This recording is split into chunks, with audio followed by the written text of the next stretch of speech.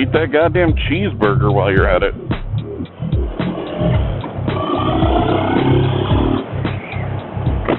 What's going on, everybody? Chip Hardbody here. I'm here today bringing you along with me on a potentially not so great adventure, but we're going to fucking see. So, to start things off, I have been under house arrest / quarantine / stay at home. Not actual house arrest. Don't fucking, don't lose your shit. But I have been staying at home, and just a couple of weeks ago, I was told that I was essential and I would not be laid off from my job. I could work from home, blah, blah, blah, blah, blah. Long story short, my boss came in a couple weeks ago and told me that I was being laid off for the foreseeable future until at least, his words were, hopefully the end of May. So, I'm like, well, fuck, that sucks, but what are you going to do? So, I went home. I've been, working on some stuff. I've been trying to make some fucking videos, but my goddamn audio will not cooperate with me, and I am at my wit's end at this point. So I really hope this audio works, because if it doesn't and I have to trash a whole nother day's worth of footage, I'm going to be so pissed. But I may just do fucking voiceover vlogs. I don't know.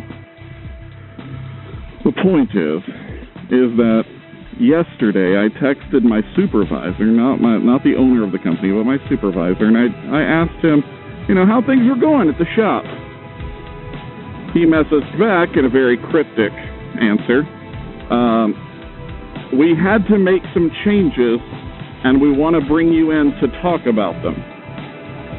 Now, this makes me nervous for a couple of reasons. Number one, I work for an Amish-owned company, as I have said before. This is still a relatively small and new business. They've only been in business since 2016. So, they're still kind of finding their feet when it comes to dealing with anyone who is not Amish. I, as most of you are probably aware, am not Amish. I have a great beard, but I'm not Amish. So, they still don't really know how to deal with me, it seems. And when I mean they don't know how to deal with me, I mean like communication-wise. Like I am so used to rapid communication all the way across the board, from boss to employee to customer, like all the way around. You get fast communication. I like that. I'm used to it. I think it's a good thing. So they don't know how to communicate the best, which is a vast fucking understatement. But the other reason that it makes me a little nervous is because another non-Amish employee of this same company was just let go. They told her that with the COVID being what it is, that they had managed to, quote, eliminate her job, and that is not true. They just gave it to someone else, like on top of their current duties. So they didn't actually eliminate it. They just reshuffled it. So I think that's a little shitty. I'm not cool with that. But again, what am I going to do? So I get this text from my supervisor about, they want me to come in. And so I messaged him back, because I did the same fucking day, which is kind of why I went ahead and messaged him in the first place, because I was just going to let it sit until they contacted me and draw unemployment and, just be a happy little camper doing, creative content. But I got a call from our PennDOT, our DOT, our Department of Transportation, for about a job that I had applied for a while back and I had interviewed for and I was a shoo-in for, but I didn't get it because Pennsylvania law requires that if there is a qualified veteran that applies for the same state job that a non-veteran applies for, they have to give the job to the veteran first, which I'm fine with for the most part. However, I was way more qualified than the person that they hired, and that proved to be the case because they told me that he did not work out at all. So, I got the call from PennDOT basically saying, if you want this job, it's yours. Now, it's a state job, which means it's got great fucking benefits, great time off policy, it's union, which I am all about, I love unions. I know a lot of people give them shit, but I think they're great, especially when you're dealing with fucking corporate America. I think having a union behind you is amazing. So, it's got a lot going for it, but the problem is that it's $6 an hour less than I'm currently making. I currently make $23 an hour at my job. I'm a drafter for this Amish-owned company, and I make shit in Inventor and AutoCAD, and then they build it, and that's our relationship. So I would be making around $17 an hour, a little less than $18 an hour at the new job. But again, better benefits, shorter commute, and much more stable job than I currently have. So I responded to my supervisor with this information. I was like, I like to be as honest with people as possible. Sometimes to a fault, if you ask some people, I guess. I'm very honest, like, about my own shortcomings. I'm very honest about what's going on with me. Like, I don't sugarcoat. I don't beat around the bush. Like, I try to be as open and upfront with people as possible. So I told him, I was like, well, you know, I need to talk to you guys about this, because I got an offer from PennDOT, which is, you know, amazing. Like, I finally get my foot in the door. I've been trying for 4 fucking years to get my foot in the door with PennDOT, because once you have a state job and you have a little bit of seniority, it's so fucking hard to lose that job. It's so hard to lose it. Especially with the union. They have to make a great case against you to fire you. On top of which, if you get terminated for a different reason other than, you know, your own fuck-ups, then normally you get a really hefty severance package. So I was like, I gotta know whether to jump on this or not. Or, like, am I coming back? Or are you guys, like, gonna do me like you did this other person and just fuck me over? I don't know. So that's what I'm doing today. That's where I'm headed. I'm headed to work. I'm gonna go talk to my boss and my supervisor, and we're gonna hash some stuff out, because I got to figure it out. I got to know what's the next step for Chip Hardbody. So that's where I'm taking you guys today. That's the lead up to something else that I want to talk about. So this video is going to be a little bit longer, and for that I apologize, but I really wanted to get that out of the way before anything else, because what I have to talk about ties directly into the effect that all of this has had upon my brain.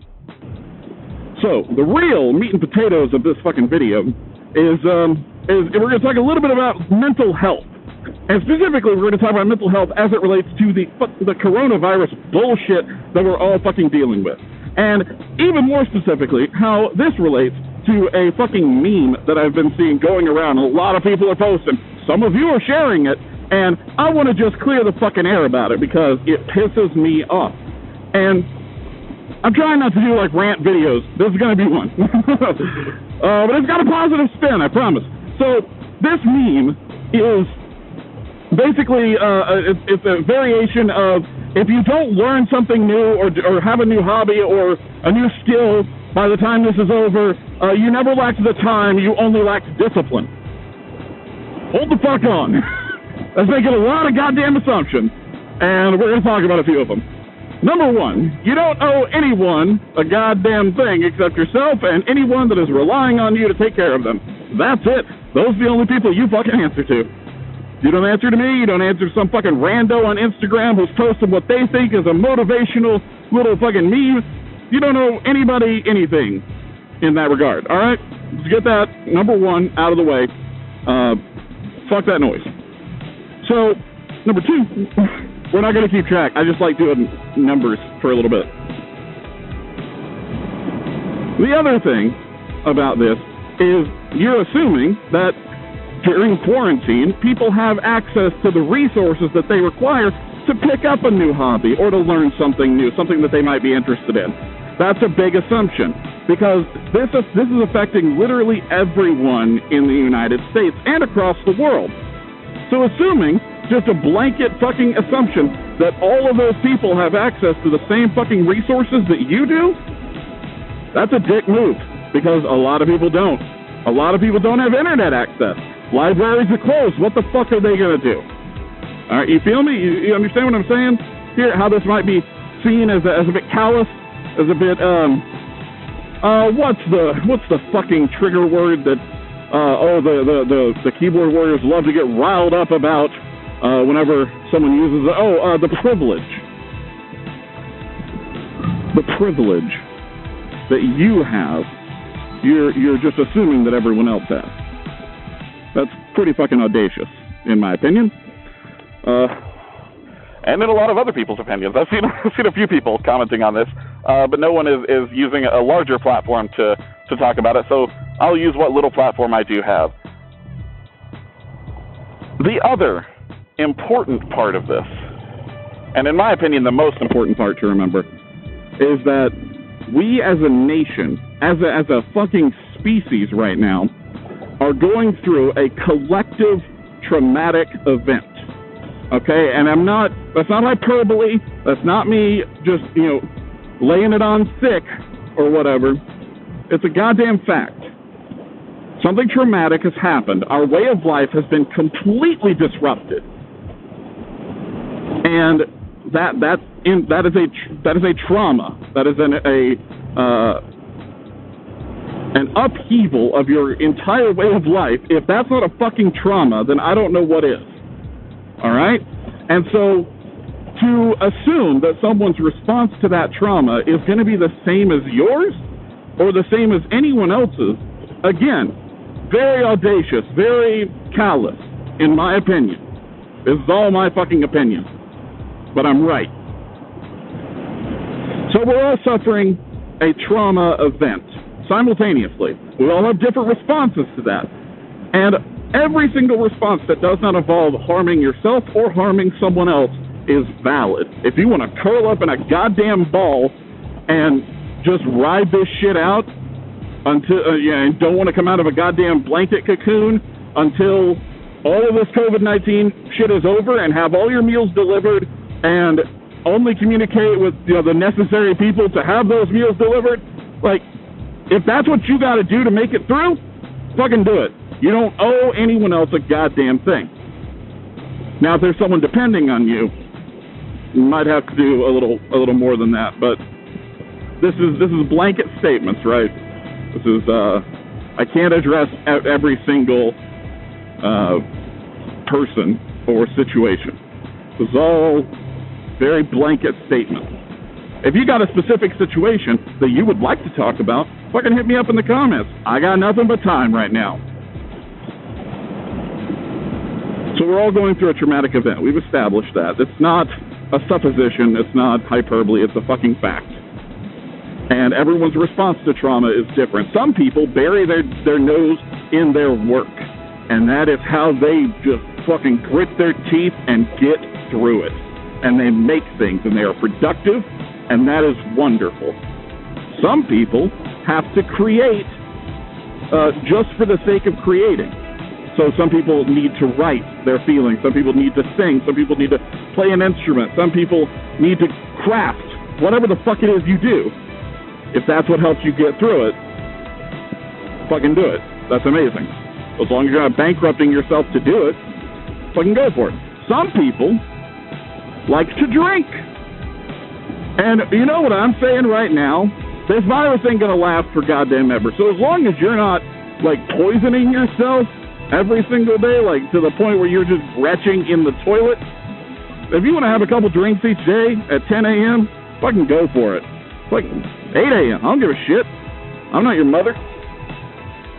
My mother wouldn't want me to drink any time of day.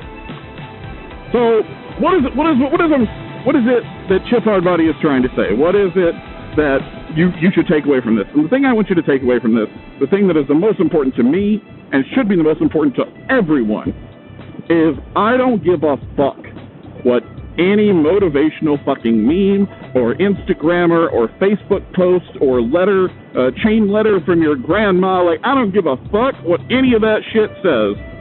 All you have to do during this crisis, this trauma event, is survive. Make it through to the other fucking side. That's it.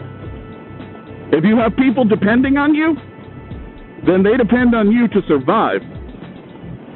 If you survive, they survive. If you don't, what happens to them? So, people are pushing themselves, working themselves to the goddamn bone, harder than they've ever worked before when they were not stuck at home. People are just cranking out content because they feel that they need to do that, because otherwise, I've wasted my time.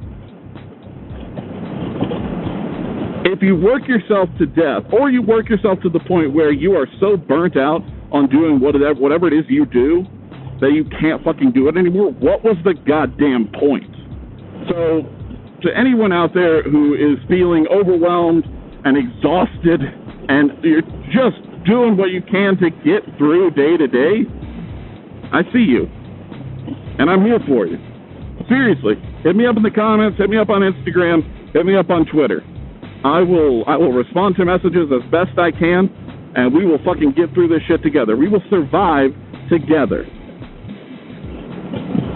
That's all you gotta do. Survive, take care of the people who depend on you. That's it.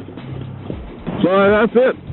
That's what I got for you guys. It's a weird thing to talk about, I know, but it's something that I've seen more and more of, this drive to push content or push productivity, and that's not what we need to focus on, in my opinion. What we need to focus on is each other, and surviving, and getting through this together, and building relationships with people, so that when we come out of this on the other side, the things that have changed, we'll be able to navigate together. Because I guarantee you, the world as we know it changed a couple months ago. So that's all I got for you guys today. As much as you can, I hope you're having a real nice fucking day. I'll update everybody via Twitter or Instagram or what the fuck ever on the whole job situation after this video comes out, of course. But until next time, you guys, peace.